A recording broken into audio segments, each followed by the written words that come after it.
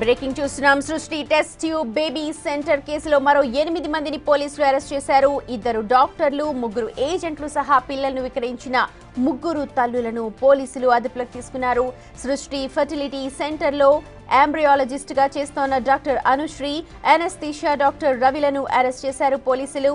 వైజాగ్ సృష్టి సెంటర్లో ఎంబ్రియాలజిస్ట్ గా ఉన్న డాక్టర్ రమ్యను కూడా అదుపులోకి తీసుకున్నారు. మొత్తం 8 మందిని మెజిస్ట్రేట్ ముందు హాజరుపరిచారు.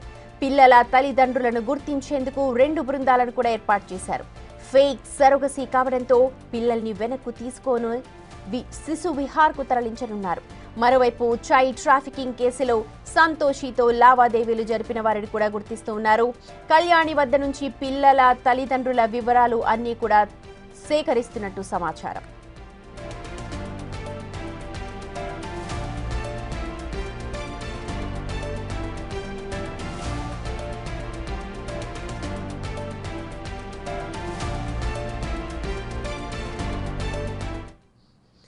ప్రతినిధి విజయ్ ఉన్నారు. అప్డేట్స్ అందించడానికి లైవ్ లో మనతో జాయిన్ అవుతున్నారు. విజయ్, నిజంగా 80 మంది పిల్లల్ని ఇలాగ చేశారు అని అంటే ఇప్పుడు వాళ్ళ ఎమోషన్స్ ఏంటి?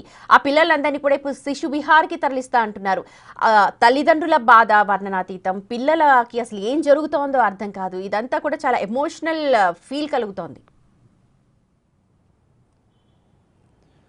సుమతి, అయితే ఇప్పటికే ఈ తెలుగు 2 రాష్ట్రాల్లో కూడా సంచలనం సృష్టించినటువంటి సరోగసి అంటే ఫేక్ సరోగసి పేరుతోని ఈ యొక్క సృష్టి టెస్ట్ ట్యూబ్ బేబీ సెంటర్ తతంగం అంతా కూడా బయటపడినటువంటి విషయం అంతా తెలిసిందే. అయితే డాక్టర్ నమ్రత ఒక గ్యాంగ్ని ఏర్పరచుకొని తల్లిదండ్రుల నుంచి, అంటే పేద తల్లిదండ్రుల నుంచి వారి బిడ్డలను, ఎవరైతే బిడ్డలు కలగట్లేదు అంటే పిల్లలు పుట్టనటువంటి వారు ఉన్నారో వారి కోసం వీరి పిల్లలందరినీ కూడా చైల్డ్ ట్రాఫికింగ్ చేస్తున్నటువంటి పరిస్థితి కనిపిస్తుంది. దానికి సంబంధించి ఇప్పటికే గోపాలపురం పోలీసులు అయితే ఇందులో చాలామందిని అరెస్ట్ చేశారు. ఇప్పటికీ ఈ రోజున అయితే మరొక 8 మందిని కూడా అరెస్ట్ చేసినటువంటి సిచ్యువేషన్ కనిపిస్తూ ఉంది. ఈ 8 మందితో చూసుకున్నట్లయితే ఇప్పటికీ ఈ కేసులో అరెస్ట్ చేసిన వారి సంఖ్య 25కి అయితే చేరింది. దీనిలో అటు వైజాగ్కు సంబంధించినటువంటి బ్రాంచ్లో పనిచేసినటువంటి డాక్టర్ రమ్యతో పాటు ఇటు అనస్థీషియా డాక్టర్గా పనిచేసినటువంటి రవితో పాటు అటు ఇంకొక అనుశ్రీ అనేటువంటి డాక్టర్ ఎంబ్రాయాలజిస్ట్గా పనిచేసినటువంటి ఈ డాక్టర్తో పాటు 3 డాక్టర్లని, అలాగే 4 తల్లిదండ్రులను కూడా అరెస్ట్ చేసినటువంటి పరిస్థితి కనిపిస్తూ ఉంది. అయితే